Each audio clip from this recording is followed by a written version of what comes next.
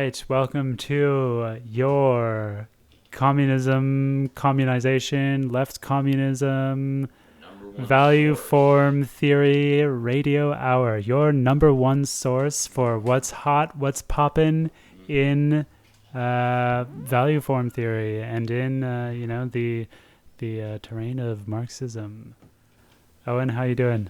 I'm doing pretty good today. It's like a moody, foggy day outside. There's a heavy mist There's a heavy on mist everything. I think it's upon the specter of moors. communism The specter of communism. that's like descending over the landscape. True enough, we did summon the specter of communism in the episode that you're about to listen to. Did a great job. We did a really great job summarizing this essay. We went through it meticulously. It's in like an hour-long recording. We spent maybe 5 minutes actually talking about this essay. But I feel like some good discussion was had. I'm gonna have to actually listen back to it and see. I pity you. Oh my god. We kind of went all over the place, but pretty meandering. But I don't know. Maybe we should just release it unedited. Yeah. Ooh, that could be fun. I think there are only a few pauses, so if you just edit those out, then mostly early on when you're like, but we're still trying to do our jobs here. Yeah. Our jobs. Anyway, so this is an episode about essay 5. We're coming to the end. Only 2 more after this. Yeah. Both short. Yeah, so we'll probably do those quickly. And so enjoy. My name is Uriah Mark Todorov. You can follow me on Twitter at The Inverted Form. Owen, my co-host, has a website. What is it? World3.tk, and that's the number 3, not spelled out. And what can you find there? You can find photos I've taken and all of my 21 released albums that I've been out since I was a teenager. Yeah, Owen does all the music for the pod, so if you like it, go listen and leave a comment and subscribe and share and give us some money too while you're at it. And we'll see you next week.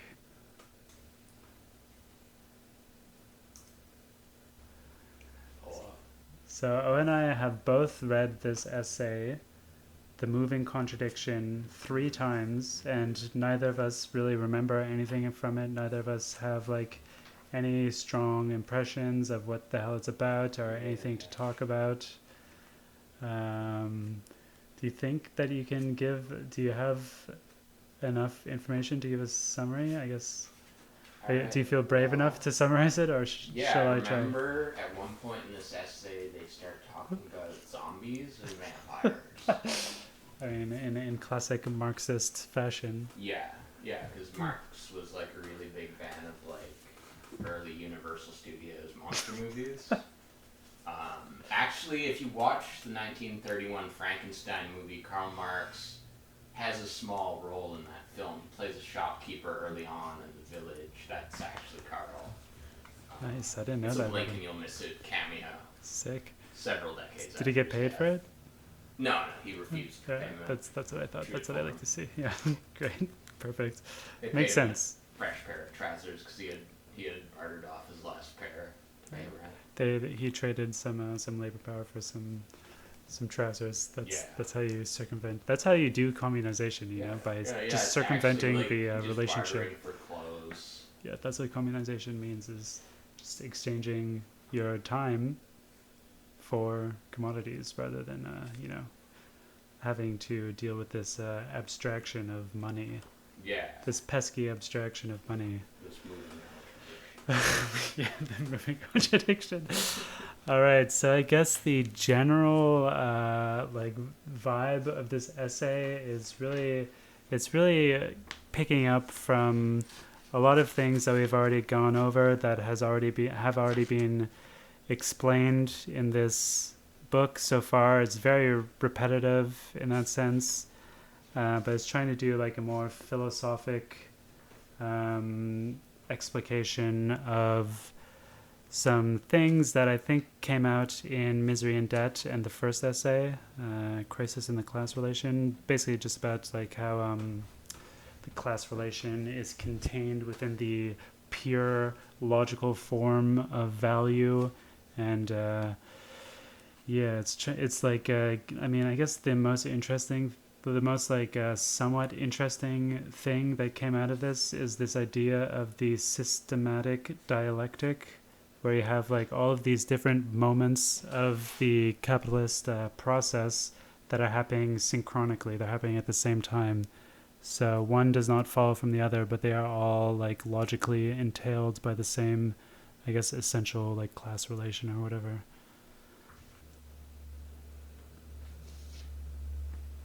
Do you have any quotes that you want to read from this first little section here? Ooh, okay. All right.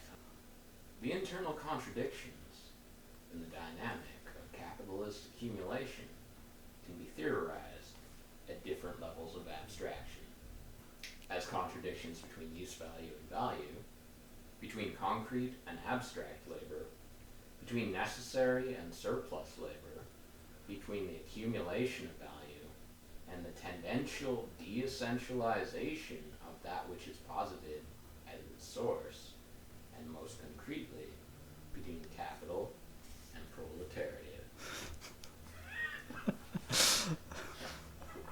Very, very well read. Thank you.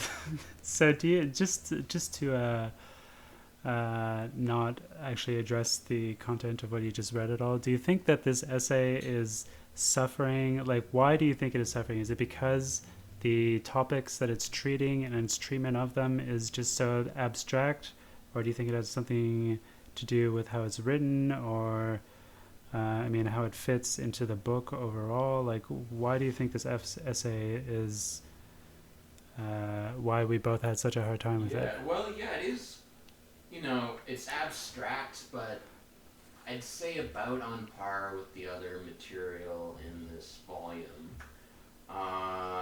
And with the other essays in this volume, I felt like maybe not so much with the previous one that we read, but with the ones before that, after reading it once or twice, I felt like there was a clear central idea that really stood out to me as like an object of focus, as like a central topic that like they were circulating around and expanding upon. With this one, I read it 3 times. There is information here. I just didn't feel like it was like focused on some central point. It felt like it was sort of reiterating and rephrasing concepts that had already been brought up, most distinctly in the Misery and Debt essay.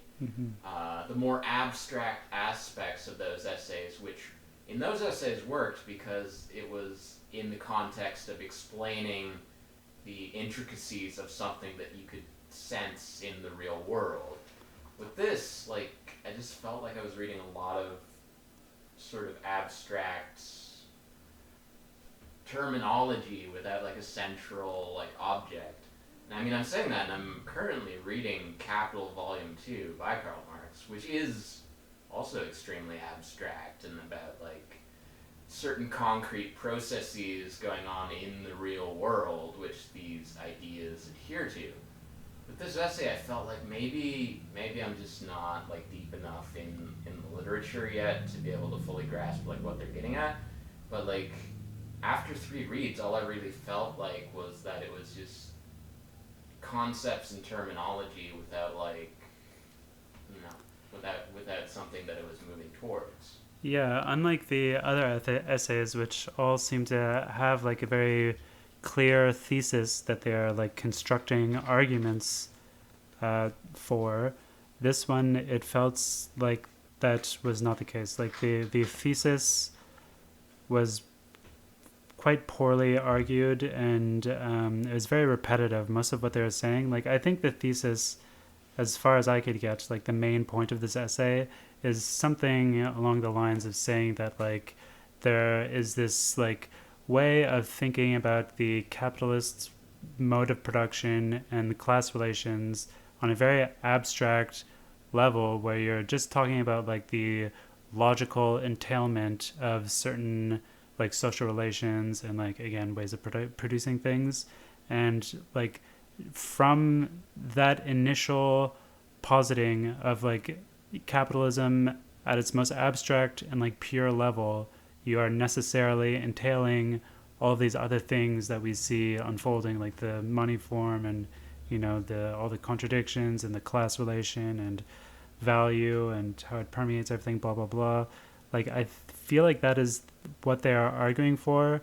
They're trying to like really like close the circle, and like this essay fits into a larger argument that they're making about capitalism and the value form and communization, and it is really just like repeating things that we've already read, which makes it like very difficult to get through because it just feels so repetitive. It doesn't feel like you're really learning anything new, but it's also doing it at such a painfully abstract level, which is not to say that like abstract writing is, there's anything wrong with that or anything, but like something about it being so abstract and so like unfocused, kind of like it's just unfortunate that this was not very well edited, I guess, but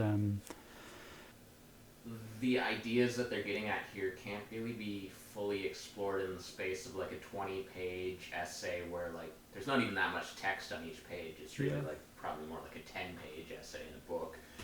This is like the kind of subject that you would want to like read an entire like 300-page philosophical text about.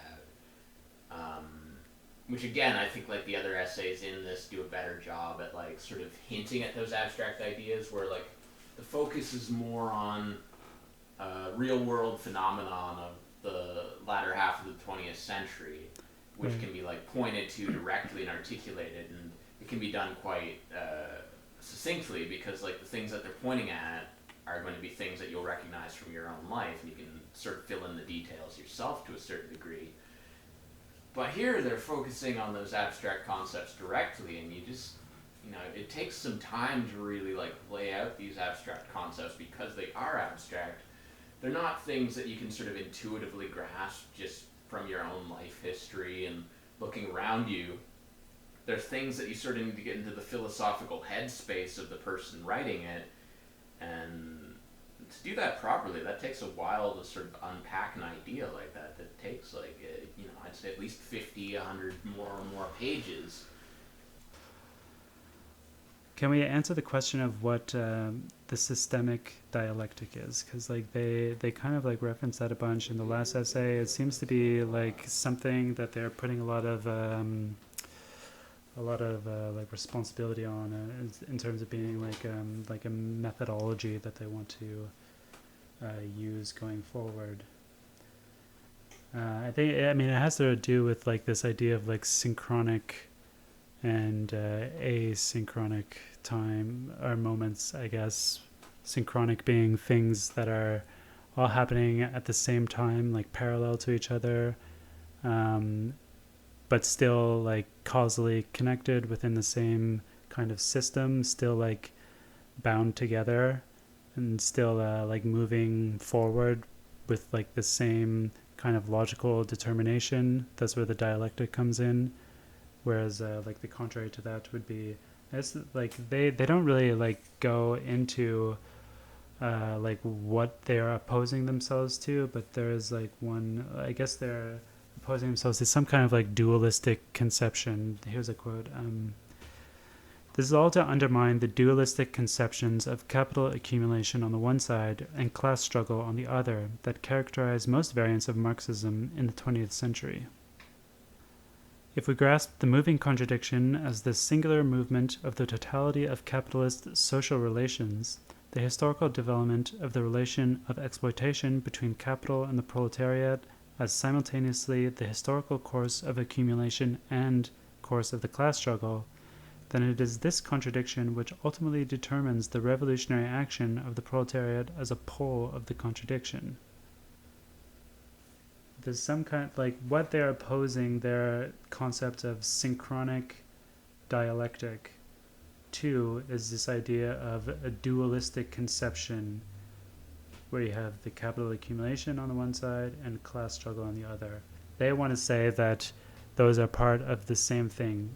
capital accumulation and class struggle, I mean, like from the initial moment of the system of like exchanging a commodity for a greater amount of money than what you initially put in, like there is like a class struggle that is logically, entailed, and like it's like that formulation of MCM prime contains class struggle within it, whereas I mean, I have no idea what they're talking to here. So it kind of feels like a straw man or something. Like I'm willing to give them the benefit of the doubt and believe like there is a citation here for this claim, but it's just a reference to a text that I have never read, some obscure text in the Telos Journal from 1975.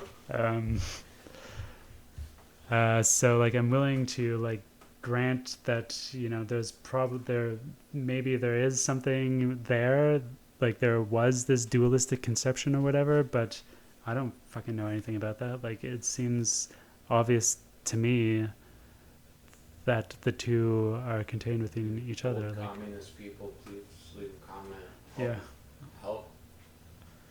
Yeah, it seems like the idea that they're getting at here is that like there isn't this like progressive development of the capitalist system from like an exchange-based system or whatever. Like there isn't this evolution from one to the other, and that like as soon as you have any one aspect of capitalism, like capital accumulation, money, commodity, working class, capitalist, you necessarily have all the others automatically. Right. Like one part implies the rest in some abstract fashion. You can't just have one without the others, which I guess is like, from what I've been able to infer about communization from reading these essays, seems to be the communization project is the desire to abolish all of these things all at once. Like this seems to be the idea that it's necessary to completely get rid of the working class, the capitalist class, money, commodities, all at once in a single act, or if any of them remain, then they essentially all remain. Right, that's a good point, that if any of them remain, then they all remain. It's like some kind of you could almost like think of it as some kind of like monster, or like some kind of like weird, you could come up with some kind of like gothic metaphor to talk about it, as like a vampire, or some kind of like living ooze that you need to like completely burn away in order to, or like a virus maybe. In capitalist realism, Mark Fisher compares capitalism to John Carpenter's The Thing. That makes sense. Like, that's a good metaphor. I really wish we were talking about capitalist realism. The Thing, I mean, but The Thing, it can. Have you ever seen that movie? Yeah, I've watched it like 5 times. Wow, after reading that book. yeah, I did my research.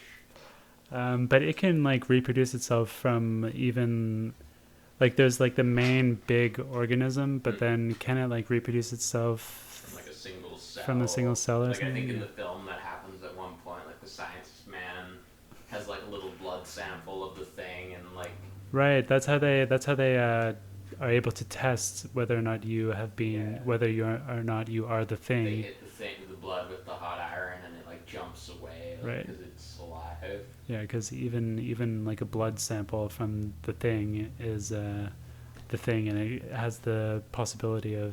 So like any single quantity of capital, like let's say like a single dollar of capital, has the potentiality to like accumulate and turn into more capital, and then split off into like more smaller capitals that somehow manages. See, like when I talk about these things, I'm like, yeah, this is interesting, like these ideas, but they're also incredibly abstract, and it's hard to talk about them without like just, Well, that is something that I was thinking about, and this is like maybe very tangentially related to. Whatever, we have nothing else to talk about, so to the essay, but like I was thinking this week, like remembering phases of my life when I was like, very motivated to make money, and also like, watching those sort of like come up in like your YouTube advertisements sometimes, where it's always like this guy in like a loft apartment in in some big city, and he's talking about like the trick to like like make more money, or to start an online business, or like to like really make yourself more efficient, minimize your need for sleep, etc., etc. Like these Oh my god. promoters of the hustle, basically.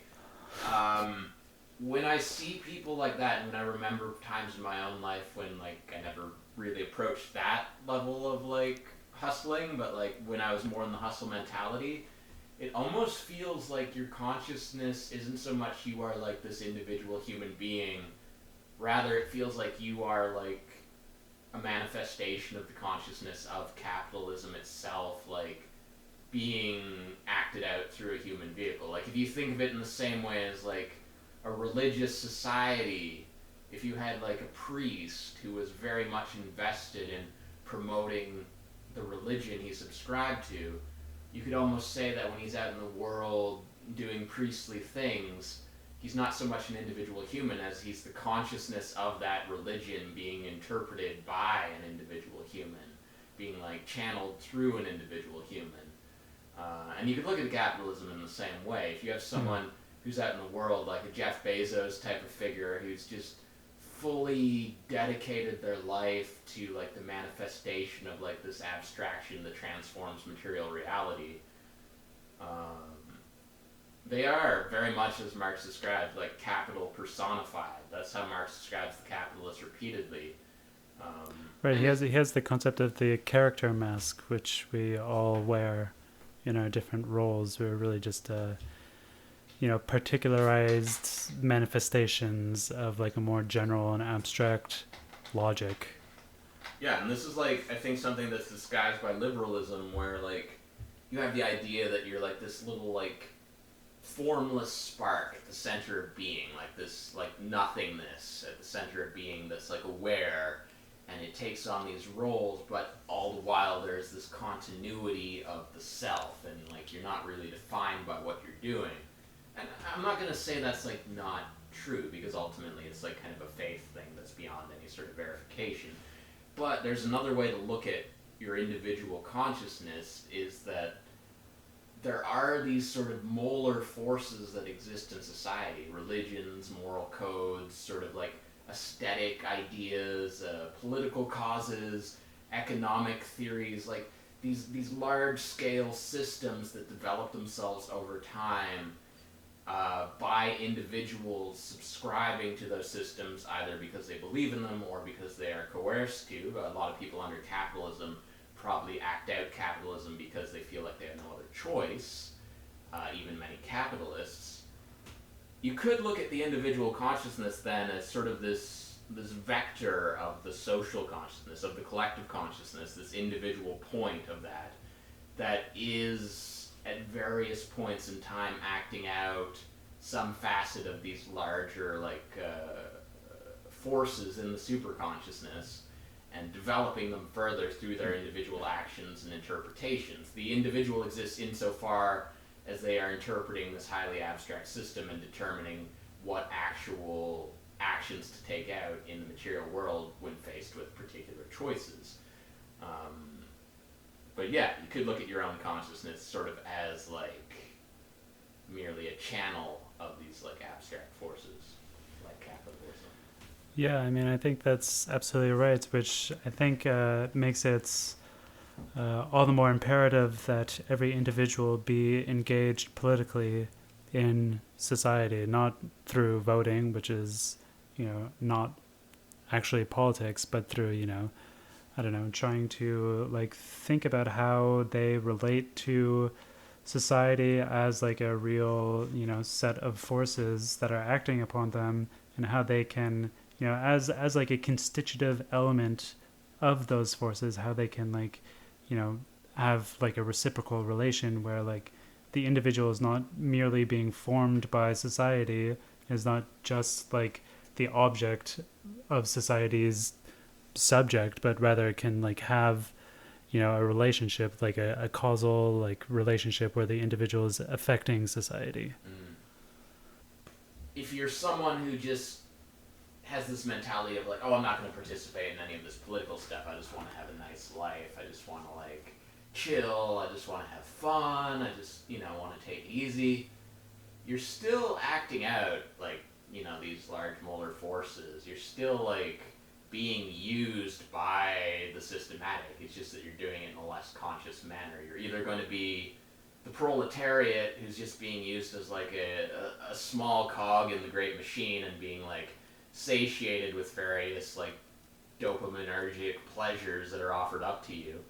Or if you're so motivated, if you do have like this agency but like not this like degree of self-awareness of the role you're being placed into, you're going to be one of these hustlers. You're going to be encouraged to actualize yourself in the form of a capitalist. You're going to be encouraged to start a business, to get a degree, to become an engineer, to like enter politics in like the conventional sense, like to just become part of the neoliberal oligarchy. You know, you'll be working hard. You'll certainly be actualizing yourself. You'll be doing a lot of things that you can point to when you're old and feel proud about because it took a lot of effort and you rose above all of your peers. But you're still, due to your lack of like awareness of your actual role in the system, basically just carrying out the will of the system unconsciously and interpreting it as like this great individualistic like thing that you're doing. Right. I mean, even just saying that, like, absent any kind of political program could, like, push someone. It's ambiguous, like, which direction you're pushing people towards, unless you actually have like a political program or like, I guess really like a non-moralistic diagnosis of like how human beings are implicated in the society. Because like, if you're making a kind of like leftist argument for why people should, you know, try to affect their society and change it for the better, then like the left's argument is really just as strong as the right's argument. Like assuming that you're talking to like a right winger who's like in good faith and like actually is not just like a chaotic nihilist who wants to like destroy civilization, but actually like has ideas about how to help it. Like when you make these kinds of moralistic arguments, like one set of morals is really just as good as another. Yeah. So like the basis for like convincing people to become communist has to like rest in something that is not moralistic, which is, you know, what this essay is about, which is what this project is about of doing Marxism. It's like uncovering like a scientific critique of the system. You know, if you're personally undergoing this process of trying to become more aware of what you are and like what the world you inhabit is, and trying to understand it and do all this research and, you know, consult all of these different sources and build like a strong personal understanding rather than like just sort of dogmatically adhering to whatever you happen to be born into. As you're doing that, as you're developing this understanding, which could be a lifelong process because you're never fully committed to any one cause, you're always going to be doing research, always going to be considering it from new angles. But at the same time, at any stage of that journey, you're probably going to have feelings about the changes you'd like to see happen in the world. And, you know, in order to do that, you need to get other people on board with whatever position you currently hold, even though you recognize on some level that your own position could very well change, or at least it's going to evolve and get more articulate as you know, do more learning. And when you're thinking about like getting other people on board, there's like always, no matter what side of the political spectrum you're on or what viewpoints you hold, essentially you're going to be talking to two groups. There's the people who are like the liberal who just wants to chill and have a good time, like the person who's not really like actualized in any particular way, like they haven't really spent any time like considering these issues because like, you know, again, it's not a judgment thing. Maybe they've just chosen to like focus on other things. Like maybe they just want to have like a nice social life. They want to have strong relationships. They want to focus more on like art in a non-political fashion. Right. Or they've even just been so distracted by the vagaries of life under capitalism that like they haven't had the opportunity or the privilege really to like study things more systemically. To a certain degree, I mean, the system is probably like discouraging you from like even seeking out some of this knowledge. So that's one group you're going to be looking at, is like people who just haven't really like formulated a strong sense of identity just beyond like, you know, whatever they happen to be born into. And then you're also going to have people who have developed a strong like sort of alternative identity, but maybe it's in like a different direction. Like if you're a left communist, maybe there's someone who's like a fascist or an anarchist or like a libertarian. And let's say, just for the sake of the argument, that any one of these people genuinely cares about society, wants to build what they think of as a better world, and has done a lot of research and has read like a lot of really articulate and educated people arguing for the particular system they subscribe to. I'm sure that any political theory you can think of, there's like some very well written literature out there like arguing for it. Yeah. Yeah, I think that process of like changing people's minds and like de-brainwashing and like getting people to move from one side of the spectrum to the other is like a domain for culture. It's like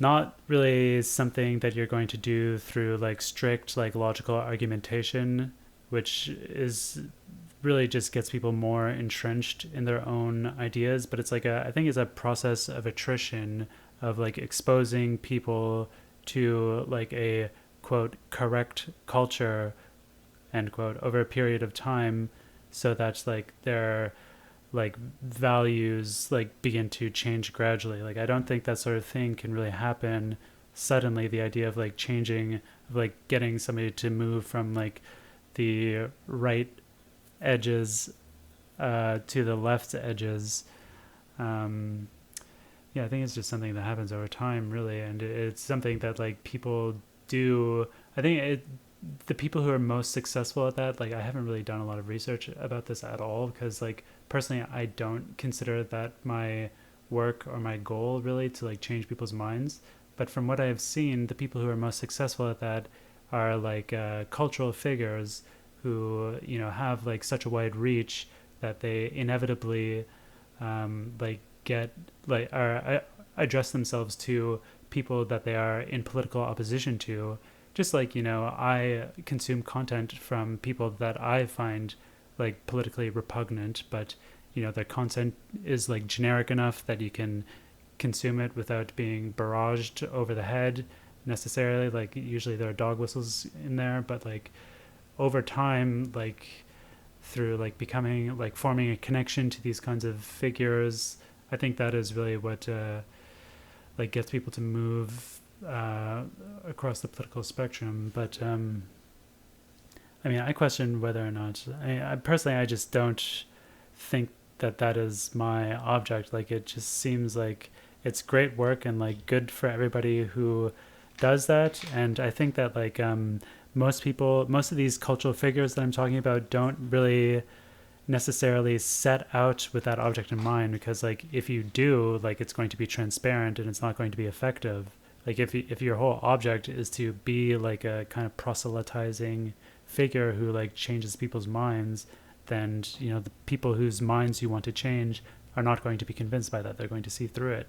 So I think it is also just something that happens like kind of organically as a result of like you know, like personal development in terms of like whatever the cultural thing that somebody happens to be doing. So I think that I mean, it's something that can happen like inevitably, kind of accidentally, if you like you keep up whatever it is that you're doing. But also, I don't know, I just don't, I feel like it's a waste of time. And like personally, I am more interested in like going deeper into like the things that I already believe in, and like going into corners where like there are definitely only people who are already like, I only want to talk to people who are already like on the same page as me, because like it's a fucking waste of time to like explain the ABCs of like capitalist exploitation to like idiots who are like, first of all, like putting up a wall between themselves and like whatever like it is, but then like have to like constantly repeat like these same like basic lessons. No thank you, that's not interesting to me. I am more interested in like going deeper into theories and like like finding people that I am opposed to on like a deeper level that I can actually respect, rather than just finding enemies who are like beneath me, you know? Yeah. I mean, I do think there's a really good point there that like trying to use logic to change someone's viewpoint very rarely works, because I feel like most people first and foremost like come to like a viewpoint irrationally, like emotionally, or because there's some sort of like abstract appeal to them that they can't really articulate in words. And then it's only after that they build like a strong logical foundation for why they feel that way. I mean, maybe they don't even build a strong logical foundation for it. Yeah. Like just being emotionally compelled to something. So I think there is like quite a degree of truth to this idea that like it's sort of a natural process if you had a social movement that starts to gain traction and builds institutions and, you know, produces good art and good culture, that's going to start like naturally getting people to it much more easily, because it's going to present like the idea of the good life, which is like this very basic but also very like abstract thing that like can't be fully articulated, that people just sort of feel emotionally, like they recognize it when they see it, like, oh, that's something I want to be a part of because it feels good. Just like porn. Yeah, exactly. It's like life porn, which is like I think why so many people don't get particularly politically motivated, because like the culture industry as such is like just constantly bombarding you with like reality TV shows, music videos, celebrities, like style icons that are selling the message that like hustling really hard, making a lot of money, partying, like, you know, doing lots of coke, wearing nice suits, becoming a billionaire, that's like the nice life. That's got an appeal to it. Like I think part of the reason why like the current system is as it is because that has a strong sort of emotional appeal to it. Like the promise, even if it goes unrealized most of the time, is still very seductive. Whereas like becoming a political dissident of any stripe, like maybe that wins over a few people who want to be rebels, who want to like, you know, who see some sort of beauty in being a super nerd, who just reads a lot of like dry academic literature and like, you know, has like this weird like political view that they have to spend like an hour explaining to someone, as opposed to just saying like, oh, I'm a liberal, I'm a Democrat, I'm a Republican, I'm a conservative, you know, one of those like one word summaries. Right.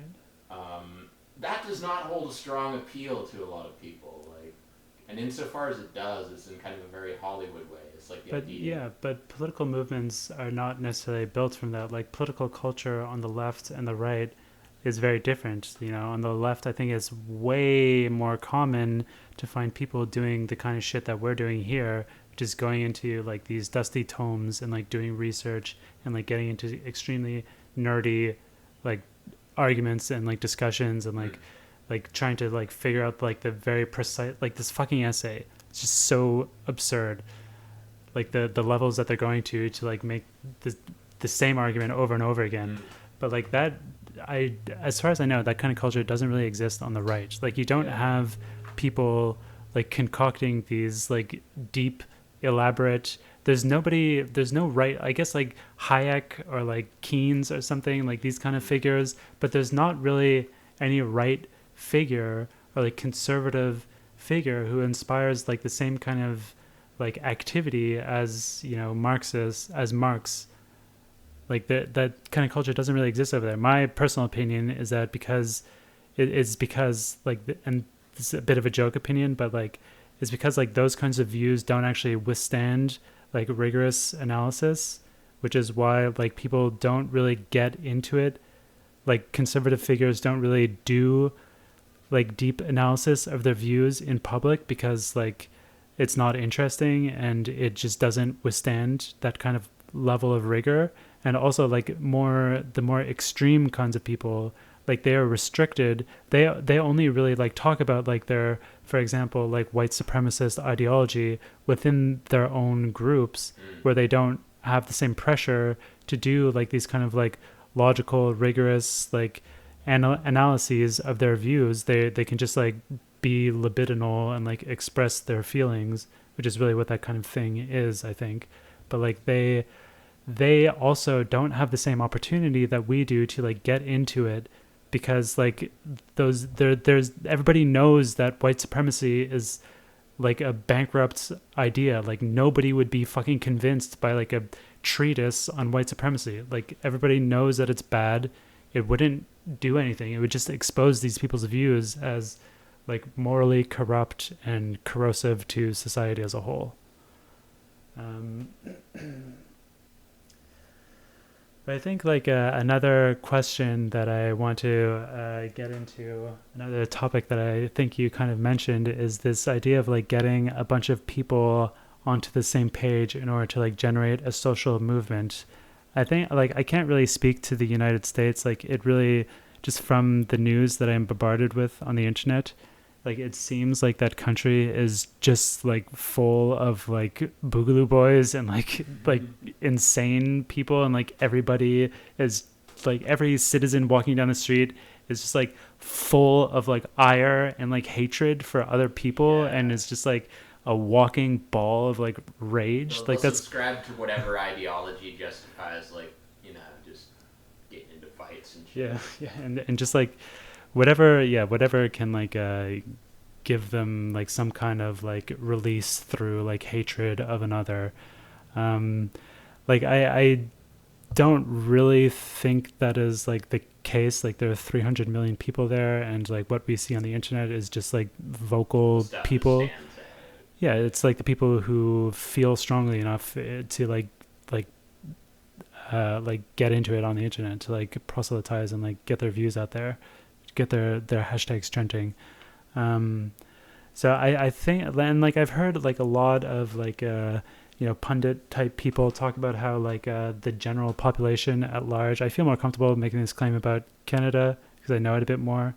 I've been to the United States, but I don't live there, so I can't really like say strongly one way or the other. But I've like what pundits say, people who are more knowledgeable in these terms than I am, say is that like the general population shares like leftist like social views, if not necessarily like leftist economic views. Like most people are like pro like LGBTQ stuff and like race stuff. On the street, like, how do you feel about gay marriage? I mean, maybe like we live in Montreal. And, like, maybe that's not a good like standard. Like maybe like it's not representative. But like I'm sure like if I walked outside and asked a random person like, how do you feel about like trans rights or like gay rights, and they'd be like, yeah, I'm all for it. Like, you know, that like live and let live mentality at the very least is like prevalent. Right. So I think like in terms of like getting like a bunch of people on board with, you know, a communist project, I feel like it's not as hard as we might think it is. Like we don't have to like, I don't think that we have to do this like gradual process of like de-brainwashing, like the kind of process that you think of like when you think of like somebody from the extreme right moving over to the left, like this long process of like exposing them to culture and like exposing them to all this shit over a long period of time is going to move them from like complete one end of the spectrum all the way to the other. I think that like with the general population, like they're already on board with a lot of, you know, the more basic like innocuous kinds of things that we would want. So I mean, I don't know. I don't think it's like the same thing, you know, like I think that, you know, building a big movement is about like building an organized core that can lead the rest of the people, and not necessarily about getting everybody in the population to be a communist at the same time. You know what I mean? It's just about like building like an active, mobilized core group. And like I'm very much not a communization guy. Like they haven't really gone too much into it, but there's been enough ink spilled in this book that we're reading, Endnotes Volume 2, Misery, and the value forum. In case you've forgotten, that's what we are, the official Endnotes podcast. But like they've talking enough shit about like authoritarian models of communism, or like leftism, socialism, whatever. Like against the Leninist model, they don't want like these kind of party apparatuses, and they don't want like some vanguard group to lead the proletariat revolution. They're even skeptical about whether or not the proletariat is like the revolutionary agent anymore. But I mean that what I'm saying is that I still believe that it's important to have a organized party that is able to lead the way for the rest of society, who I think will, by and large, when correctly like addressed, be on board with the kind of movement that will, it's up to us to show the population that the kind of movement that we want is really in their interests, and it is really what they want. Yeah, and I think for like a lot of people, and again, like it's not my objective necessarily to turn like the vast majority of the public into like these like very like politically motivated and sort of like educated individuals. Like I think it's perfectly, I mean, I'm not gonna say it's like perfectly alright, but it's like it's basically the natural order that like a large segment of the population, insofar as like politics and social structuring goes, their main concern is that like whatever change happens, their own lives don't get markedly worse. Like that they still feel like they have relatively the same amount of comfort and freedom of movement and the ability to like express what they feel and to make friends and to have kids if they want to have kids and enter into like relationships and to start projects, and like they don't want to suddenly have to work a lot more or to have like markedly less comfort. So I think for the average person, insofar as they would be open to some sort of like vast systematic change, like say moving over to a communist system, they'd be on board with it if they felt that things weren't going to get worse for them. And so like when I read the little bits that have been said here in this book about communization, about like just like immediately shutting down like workplace equipment and stopping the production process, to me that sounds like very revolutionary and very anarchistic, and like I would like again like maybe there's a lot more to this that would like, if I heard about it, would like really like raise my views of the potentiality of actualizing like communization. But like just from the bits I'm getting, it feels like something that would like very much, at least in the short term, like upset the balance of the social order. And I don't think the average person would be on board with that. Like the idea that things were going to, for a period of time, get incredibly chaotic and kind of like, everything's going to be different. People don't like things to be different, generally speaking. Yeah. People want to like wake up in the morning and like have things either be like better and familiar or like not terribly worse and familiar. But familiarity is like important. Yeah, I mean, I don't. Do you think that? I don't know. I guess there's a lot of different ways to come at this, but like, I guess we have to like respect the general population and like not be so dismissive of their desires. As you say, like people want familiarity. I think that's largely true. But at the same time, and like therefore we must take that into account in our like revolutionary strategy. Like we have to have some kind of plan for that, either like changing their minds or like doing a revolution that keeps things the same, which is not going to happen, which makes me like think that like those that desire to maintain the status quo is not something that we should respect.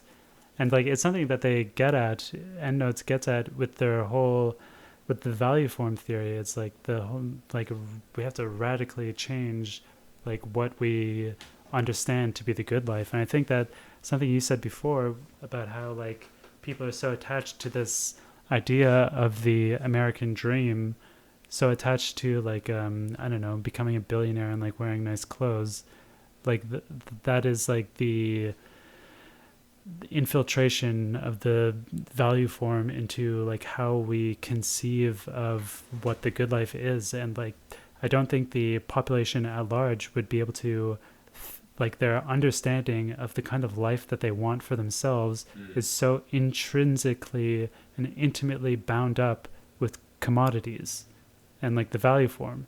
So if we are proposing doing away with that, which I think, like, after reading what we have read, I think that we do have to propose that as communists. Either, like, I think, again, it's going to be like a gradual process led by a revolutionary vanguard party of doing away with the value form.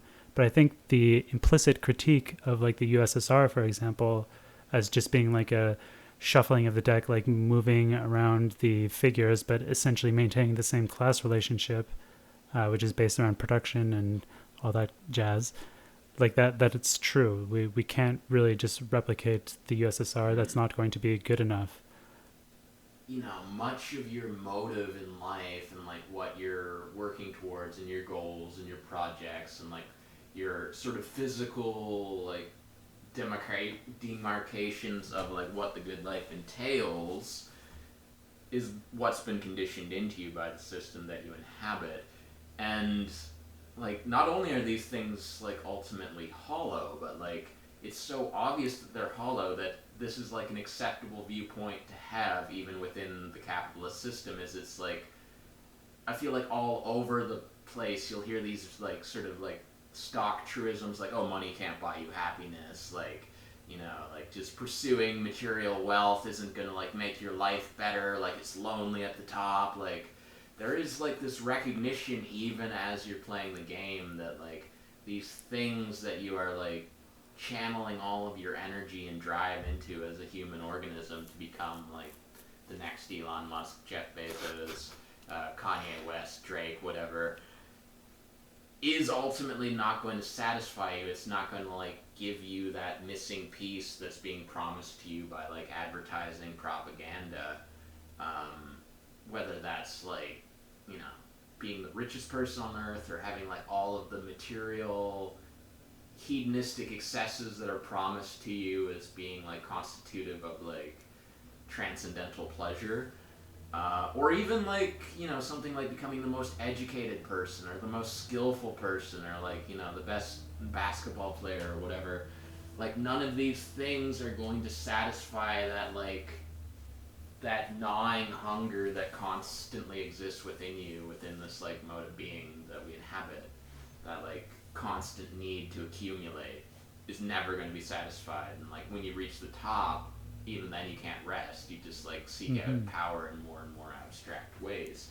It's a real infinite, to kind of quote Hegel from this essay.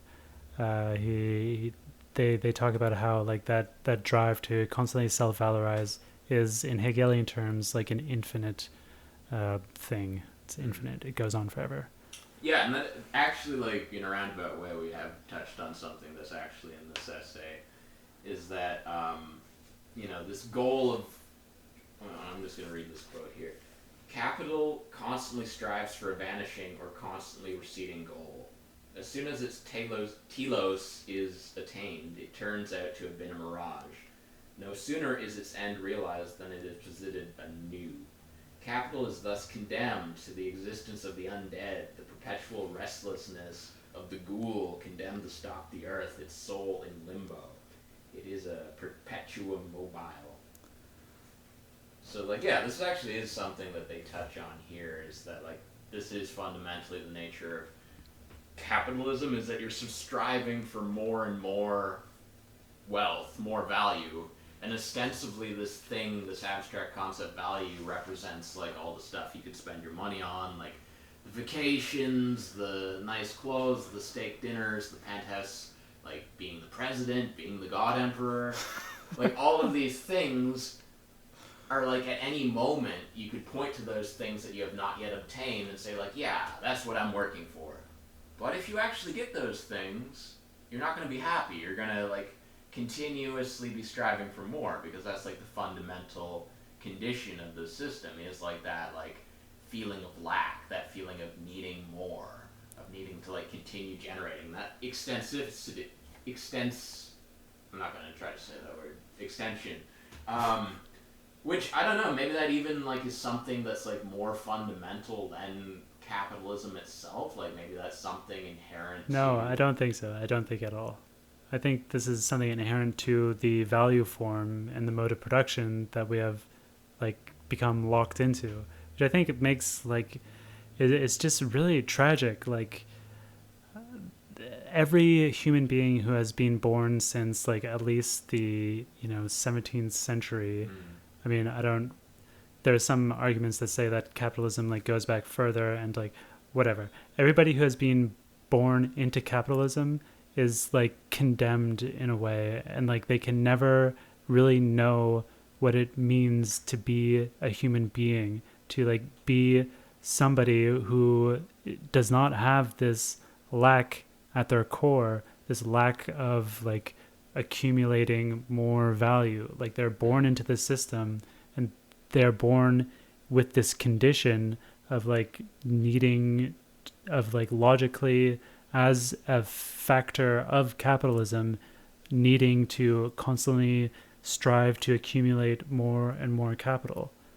It's really sad, because, like, that is not what it means to be human. Like, we don't know what it means to be human yet. We have not overcome, like, basic questions of, like, having, like, a society. We haven't gotten to the point where we can, like, provide for our material needs, like food and shelter, without being subjected to this completely, like, contradictory system.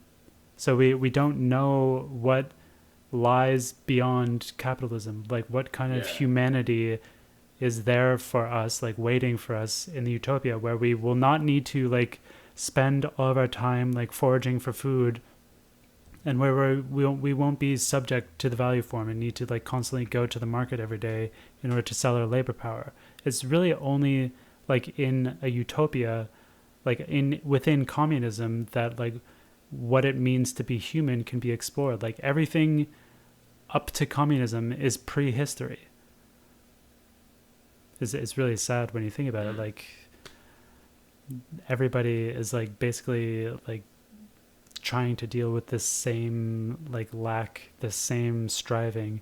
It seems pretty psychoanalytic. I wonder if Lacan, like, talks about this kind of shit. I have, like, all of Ikrit's. I've not read it yet, but I've read some Zizek, which is basically just, like, Lacan highlights.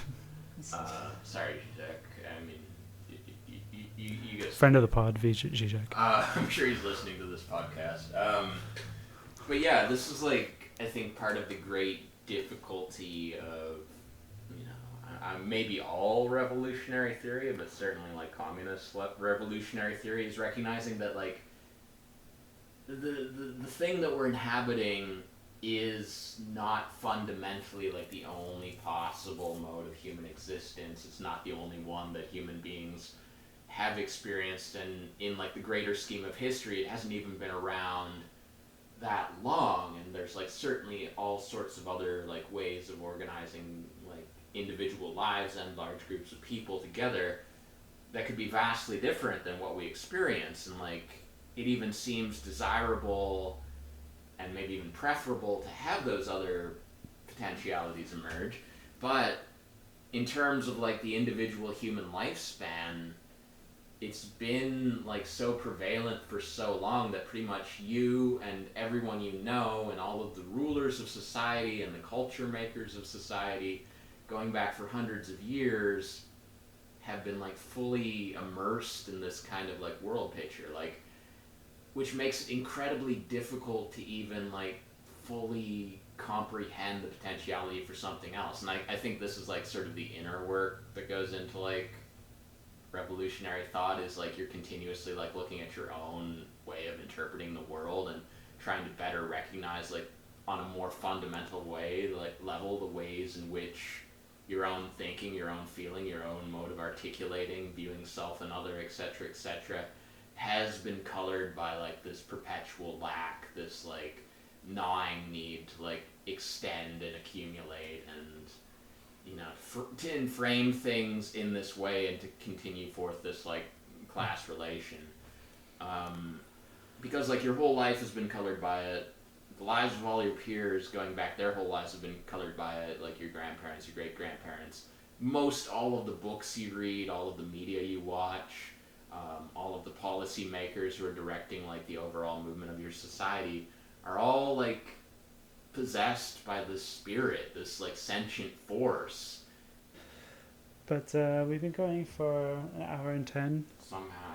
I'm sorry that to the listener, to the girl who is listening to this, I apologize for the unfocused and irresolute nature of this conversation. It was fun. I think we should do a more open-ended conversation like this again, and maybe try to like structure it a little bit more. Maybe try to bring in guests. I've been contacting people trying to get some guests on the pod, but yeah, I guess like we kind of like jumped into it. Like we still started off the recording session like thinking that we'd like go through the text, and then just kind of jumped into a conversation, which is why it probably feels unresolved, because like it's meandering and didn't like come full circle.